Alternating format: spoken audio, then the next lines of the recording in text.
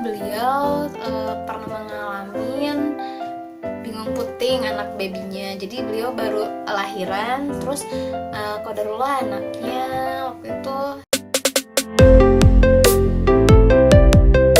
Jangan lupa subscribe dulu ya sebelum itu. Assalamualaikum warahmatullahi wabarakatuh. Halo sahabat Humaira Official. Hari ini Umarara mau sharing lagi tentang pengalaman teman Umarara, namanya Teh Ati. Nah, beliau adalah teman saya di komunitas Ngaruja. Beliau pernah mengalami bingung puting anak babynya. Jadi beliau baru lahiran, terus qadarullah anaknya waktu itu harus dirawat ke rumah sakit. Terus karena belum sempat mengenal ibunya terlalu lama dan langsung dikenalkan dengan Dot, jadi ketika bayinya sudah sehat, dia kebingungan mana punya ibunya dan mana Dot gitu. Dan di sini kita mau bertanya tentang bagaimana proses babynya bisa sampai bingung puting dan bisa sembuh dari bingung putingnya. Nah, jadi karena kondisi sedang WFH lagi, kondisi yang kita nggak bisa kemana-mana, Umarara kasih pertanyaan lewat WhatsApp dan beliau alhamdulillah mau menjawabnya lewat video. Saya bertanya, halo Teh Ati, apa kabar? Sudah lahiran ya? Alhamdulillah. Bagaimana Teh, boleh cerita sedikit tentang perjuangan proses melahirkannya? Ya, sebelumnya Assalamualaikum warahmatullahi wabarakatuh semuanya. Perkenalkan, nama saya Atiasi. Saya temennya dari Teh Yulianis, temen dari komunitas Ngaruja Kanji Seru Pujang Kreatif.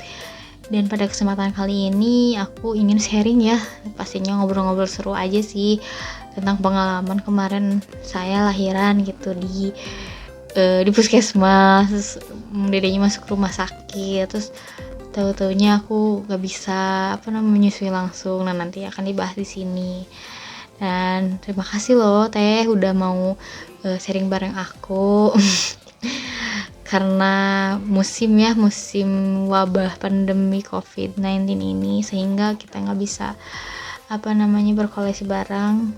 Namun alhamdulillah lewat work from home ini kita bisa bertemu ya, atas izinnya Allah juga. Nah iya Teh, alhamdulillah aku udah lahiran. Dan sekarang baby aku mau 3 bulan. Aku lahiran kemarin Januari tanggal 15. Nah, pengalamannya banyak banget deh kalau diceritain gitu. Tapi ini betul-betul asik sih kalau diceritain gitu. Dan emang bener kalau yang namanya lahiran itu kita nggak tahu ya mau maju atau mundur gitu. Itu tergantung dari kita aktivitasnya aktif apa enggak. Kalau misalnya kita terlalu aktif itu lebih cepat lahirannya. Tapi kalau misalkan kita santai gitu, benar-benar ngejaga kandungan kita itu pas sesuai dengan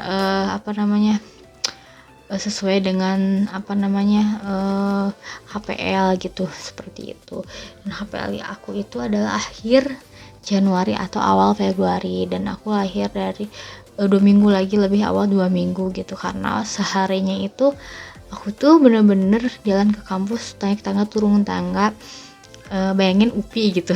Luas banget. Aku dari satu gedung ke gedung lain minta tanda tangan karena aku pasti belum beres nih masalah tesisnya gitu, masih ngegantung gitu. Dan aku tuh harus betul-betul ngeberesin karena aku dipikir aku nggak mau banyak utang gitu. Dan emang sih aku tuh terlalu fokus sehingga aku tuh betul-betul nggak mengedukasi diri gitu. Aku pernah sih kayak latihan yoga gitu sebetulnya di rumah sakit, salah satu rumah sakit di daerah Pasteur gitu, tapi aku tuh lupa tentang laktasi. Nah ini gitu, nantilah kita cerita-cerita tentang laktasi. Nah jadi aku lahiran tuh tanpa benar-benar prepare, dan aku tuh lahirannya di puskesmas, berarti kan aku normal alhamdulillah gitu. Jadi ini bagaimana Teh, boleh cerita sedikit tentang perjuangan proses melahirkan?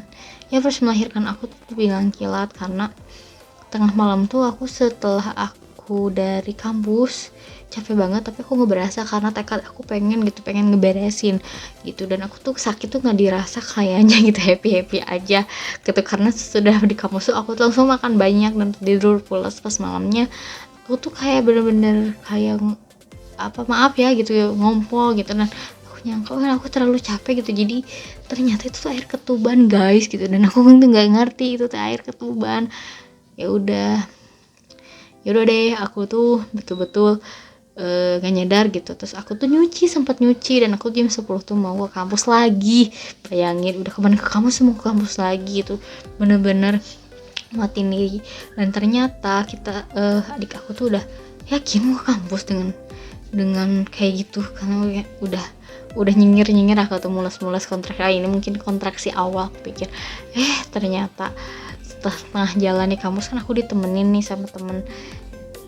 Udah setengah jalan aku langsung putar lari dong, langsung ke rumah sakit. Dan itu nggak persiapan apa-apa, kata yang rumah sakit harus ada surat rujukan nih kalau misalkan mau di cover BPJS semua. Dan aku tuh langsung, aku kemarin ngantri ke BPJS buat apa kalau nggak pakai BPJS, aku balik lagi lah ke puskesmas gitu untuk minta surat rujukan. Dan itu tuh pada saat minta surat rujukan, karena aku tuh ini puskesmas penuh, pasti dirujuk di rumah sakit gitu ya. Kenapa sih aku pengen bener-bener di rumah sakit? Karena bener-bener di rumah sakit itu kan minimal 4-3 hari ya. Itu ada observasi babynya atau gimana. Nah kalau di puskesmas tuh 1 hari. Nah tapi aku nggak tahu loh, waktu itu aku 1 hari di sana, aku kira 3 hari gitu. Dan alhamdulillah pada saat aku mau minta surat rujukan itu tuh di sana tuh udah nggak bisa jalan lagi kemana-mana. Baru pembukaan 2 itu, akhirnya pembukaan 2 dan itu udah mules merangsang gitu kalau kata Sundanya. Ya udah langsung terjun bebas, si babynya langsung keluar aja. Dan itu tuh selang dari aku mules jam 10, pembukaan 2 jam 1 itu baru pembukaan 2, dan jam 2 nya tuh udah lahiran. Dan ternyata aku tuh bener-bener karena air ketubannya udah habis, jadi rada-rada peres gitu yang ngelahirin teh. Tapi alhamdulillah dikasih kilat gitu, dan teman-teman juga nggak nyangka. Aku tuh update aja baby kata Teh Yulianis bilang, Teh itu bayi siapa? Bayi aku. Kata kok cepet banget, kemarin baru mau ngajakin kelas laktasi tapi udah bayi lahiran gitu. Jadi pas lahiran aku tuh emang bener-bener cepet kilat, dan karena saking nggak ada ruangan jadi aku lahirannya di IGD. Dan itu pakai ranjang seadanya gitu, yang kalau masih single bed lah. Dan badan aku emang postur aku gede, jadi aku seadanya aja. Tapi alhamdulillah bayinya sehat gitu pada saat waktu itu. Nah, pertanyaan yang kedua, kemarin saya tahu kabar dede bayinya masuk ke rumah sakit ya Teh? Iya, bilirubinnya tuh tinggi 23 dan 6 hari di RS-nya. Penyebabnya kata dokter apa? Jadi gini, pas tahu bilirubinnya tinggi tuh pas udah dicek di lab ya, 23 bilirubinnya. Dan waktu itu tuh bener-bener aku tuh awam banget ya, karena ketahuannya tuh bukan dari kuning tapi panasnya 38 mau hampir 39 gitu. Dan babynya tuh baik-baik aja gitu, yang babynya tuh yang tidur gitu kan. Kalau ciri-ciri kuning itu awas nih, tidur terus gak mau nenen gitu. Terus udah pasti dari sejak lahir juga susah sih, karena emang belum latihan banget kelas laktasi gitu. Jadi aku ya udah nggak mau main kan 3 hari ya, aku pikir gitu. Jadi pada saat itu dicek lab dan hasilnya tuh 23 dan emang harus dirawat. Dan pada saat itu dokter sih nyaranin langsung aja Teh dirawat, kalau di nanti takutnya kenapa-napa. Emang bener karena udah 23. Nah aku tuh bener-bener awam banget sejak itu 23. Oh dokternya ini 23 loh, bentar lagi 24 25 gitu, batasnya tuh 25 gitu. Itu buat umur 12 tahun ya gitu. Jadi aku tuh oh iya, kataku tuh. Terus udah kayak gitu aku tuh bingung, udah rawat aja sekarang. Tuh yakin Bu? Iya yakin. Dan aku tuh bener-bener, nah ini edukasi banget nih buat teman-teman gitu. Jadi selain kalau misalkan rawat gini, kalau emang bener-bener cover asuransi dari perusahaan itu emang enak ya. Jadi itu udah istri sama anak udah di cover. Tapi buat aku pribadi, aku kan daftar BPJS Mandiri meskipun karena ada kendala lah ya, aku daftar BPJS sendiri dan babynya tuh nggak didaftarin karena aku sibuk mesis. Jadi emang aku bersalah banget waktu itu, tapi ya udahlah ya. Dan babynya tuh nggak didaftarin, dan pihak rumah sakit nanya, babynya daftar BPJS nggak Bu? Enggak. Oh nggak bisa masuk umum katanya tuh gitu.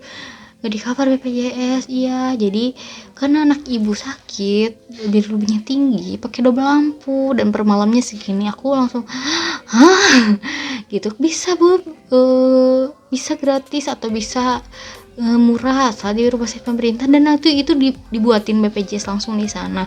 Dan aku mikir sekarang aku harus ke rumah sakit besar, misalnya RSHS atau rumah sakit pemerintah, dan ini keadaannya malam hujan dan baby aku udah 38. Aku mana tega gitu ya udahlah saya nariman aja. Lagian kalau aku jauh nganterin asinya itu gimana, aku mikir aku kan baru lahiran. Aduh bingungnya, sehari harus 4 kali ngasihin asi gitu, gak mungkin banget itu. Ya udah aku ACC aja, tapi minimal 4 hari bu, gak bisa 2 hari. Buset, tapi ya udahlah nggak apa-apa. Jadi yang penting anak sehat, aku mikirnya dulu. Nah itu tuh belum nih selesai, dan ternyata sih pada saat udah disiapin kamarnya tuh buat si Dede, aku tuh kamarnya tuh emang bener-bener isolasi banget gitu, yang sendiri banget. Kenapa nggak disatuin sama yang lain?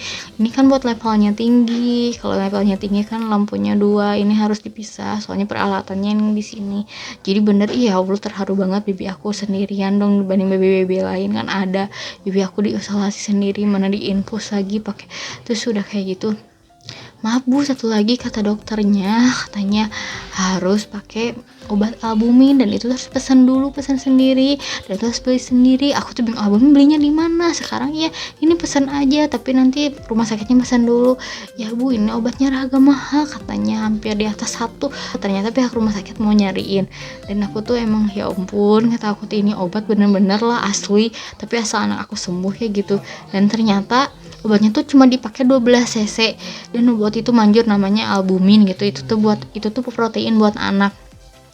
Dan dalam waktu 1 hari itu yang asalnya 23 jadi turun 17. Nah dari 17 turun 15, itu mentok 15 terus 13 langsung ke 6. Itu tuh 6 hari, yang asalnya minimal 4 hari aku nambah 2 hari gitu. Dan alhamdulillah di sana langsung boleh pulang. Dan ya siap-siap aja waktu di meja administrasi itu surprise banget lah, nggak tahu, tebak-tebak angka aja gitu. Ya udah yang penting alhamdulillah kita bawa pulang babynya, dan langsung dan bener-bener nih yang bener-bener aku rasa kuning bisa disembuhin sama lampu, bisa juga disembuhin sama apa namanya jemur. Ternyata enggak, cuma disembuhin, bisa normal, bisa sembuh ringan kuningnya, bilirubinnya sama ASI dan sama sinar fisioterapi. Itu aja sebetulnya. Jadi aku pikir yang selama ini aku pikir lampu atau cahaya matahari itu enggak, ternyata ASI yang banyak sama fisioterapi gitu. Nah udah kayak gitu ya apa namanya, selama di RS gak bisa ngasih ASI langsung, tapi cuma ngasih lewat pumping, terus dikasihin disetorin. Itu sehari 4 kali dari jam pokoknya kalau ke rumah sakit itu jadwal netein tuh jam 9, jam 12, jam 3, jadi 3 kali ke sana. Nah kalau lebih dari jam itu nggak bisa, karena karena dedenya tuh kayaknya udah dijadwal deh, dedenya bangun jam segini udah tahu si susternya tuh. Alhamdulillah di sana tuh rumah sakitnya tuh emang susternya tuh baik-baik dan cekatan gitu. Jadi nggak baby nangis, jadi penangannya tuh keren banget lah buat aku mah gitu. Dan alhamdulillah pada saat itu tuh si baby tuh dilantunin ayat-ayat suci Al-Quran gitu, jadi adem gitu. Jadi emang sih aku juga pengennya tuh, emang cita-cita si babynya tuh pengen tuh ngedengerin Hafiz gitu kayak gitu. Tapi ya mungkin qadarullah ya. Jadi pada saat itu babynya setiap di 6 hari gitu di sana dilantunin ayat-ayat suci gitu. Jadi alhamdulillah, jadi ke akunya tuh tenang, si babynya juga tenang gitu. Selama di sana juga kita tuh emang udahlah percayain aja gitu sama suster-suster di sana. Itu tadi teh penanganan untuk bilirubin tinggi tuh pakai obat albumin itu kan 23, itu tuh bener-bener udah kategori tinggi banget. Tapi bisa juga pakai double lampu, jadi albumin sama plus double lampu aku tuh. Dan hari yang lama gitu, jadi nambah hari lagi, minimal kan 4 hari itu biasanya udah sembuh di rumah sakit lain. Tapi karena emang si dede mah tinggi, jadi pakai obat albumin. Terus setelah dari RS itu si dedenya nggak mau nenen langsung ke aku. Nah di sana kan bingung karena udah bingung puting ya kalau diibaratkan bahasanya tuh.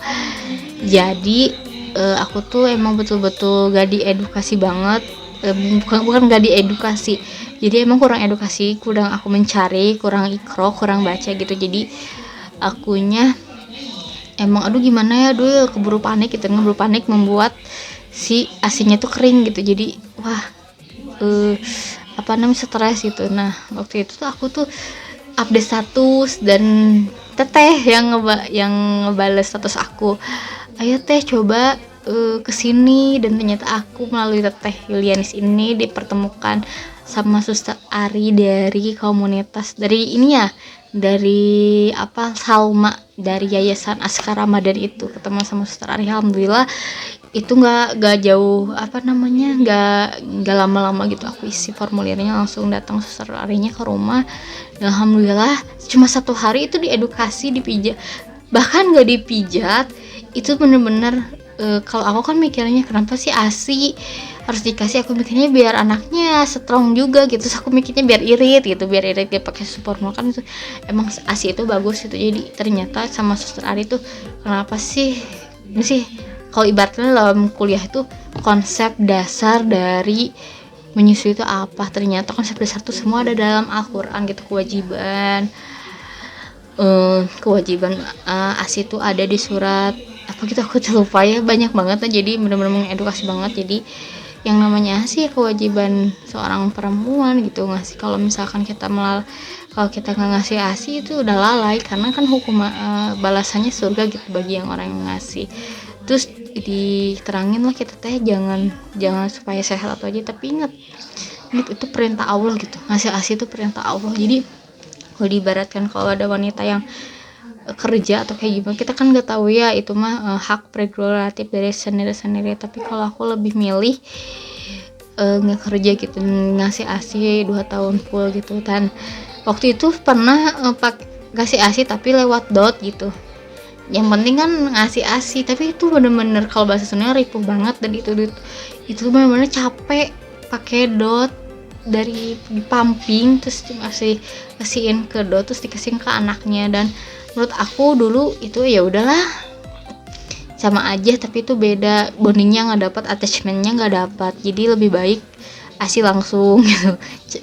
Pertama nggak capek, kedua emang bener-bener kitanya nyaman gitu. Emang perintah Allahnya kan mengasihi gitu, jadi nggak rungsing gitu. Alhamdulillah Suster Salma ngasih edukasi banget ke aku. Sehari langsung bisa, di dedenya langsung mau gitu. Dan ternyata bukan dari gara-gara Suster Amma, karena kitanya ridho, ikhlas, betul-betul mau gitu aja. Emang tulus. Satu kata buat teman-teman nanti kalau yang mau pakai misalnya ngasih ASI itu harus benar-benar tulus, ikhlas. Kalau tulus ikhlas dan kitanya komunikasinya baik sama bibinya gitu, bicara dari hati, insya Allah langsung mau bibinya. Dan itu aku ngalamin banget. Aku udah jadi baby tuh kalau di depan suster tuh mau nenen, tapi kalau misalkan udah pergi jadi nggak mau. Jadi wah ini baby bener-bener bermain peran banget, tapi nggak kayak gitu. Ternyata emang akunya emang harus ikhlas ridhohi ta'ala gitu teh. Jadi ya gitulah teh. Tapi sebelumnya aku bener-bener makasih banget sama Teh Yuli yang udah ngasih rekomendasi laktasi gitu, ketemu dengan Suster Ari. Dan juga aku juga nanya-nanya sih yang udah pengalaman, kayak Teteh juga pengalaman ngedidik anak secara fitrah gitu, seperti itu. Pokoknya aku senang banget deh pengalaman lahiran sampai dengan menyusui sampai dengan si Dede masuk rumah sakit. Alhamdulillah dinikmati. Dan perjuangan mungkin belum sampai di sini ya. Jadi insya Allah yang namanya belajar pasti terus belajar. Dan emang benar-benar jadi orang tua itu asik. Nah jadi orang tua itu asik belum, dan itu semangatnya terus nambah ke saya. Yang aku rasain semangat buat berkreativitas, semangat buat betul-betul kita lebih baik tuh itu lebih tinggi, karena kita punya anak yang tentunya bisa meniru kita. Jadi anak itu emang susah ya, misalnya dek kamu gini nanti ke depannya, tapi anak itu peniru ulung, jadi hati-hati. Jadi aku juga ya Allah, aku harus memperbaiki diri ini kayak gini, gak boleh kayak gitu teh. Jadi seru banget ya pokoknya. Ya gitu teh. Jadi emang kemarin tuh penyebabnya karena emang di rumah sakit 6 hari dia dikasih dot, dan dia udah kebiasaan enak dan si dotnya tuh, si bolongnya tuh gede, jadi dia sekali sedot tuh banyak gitu. Kalau mungkin dari puting aku langsung harus ekstra gitu si babynya gitu. Jadi tapi alhamdulillah setelah aku komunikasi sama baby deh, ayo dong bantuin ibu untuk menjalankan perintah Allah, langsung dedenya tuh langsung mau. Bener-bener Masya Allah banget. Mungkin segitu aja teh sharing aku malam ini. Terima kasih. Dedenya nangis tuh baru ini udah beres, dedenya nangis pas banget ya. Terima kasih teh atas kesempatannya. Nanti kita ketemu lagi ya di lain waktu. Terima kasih atas silaturahminya. Assalamualaikum warahmatullahi wabarakatuh. Nah, alhamdulillah sekian jawaban dari pertanyaan Teh Ati. Mungkin buat teman-teman yang sedang mengalami hal yang sama, atau teman-teman punya teman yang sudah punya anak dan mengalami hal yang sama, boleh di-share ya video ini. Dan jika ada pertanyaan dan mungkin teman-teman ingin memberikan saran juga, boleh tulis di kolom komentar ya. Terima kasih.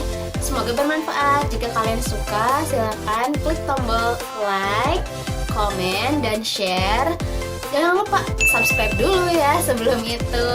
Terima kasih Teh Ati sudah mau menjawab pertanyaan dari kami Humaira Official. Semoga bermanfaat untuk teman-teman semua dari kami berdua. Terima kasih. Wassalamualaikum warahmatullahi wabarakatuh.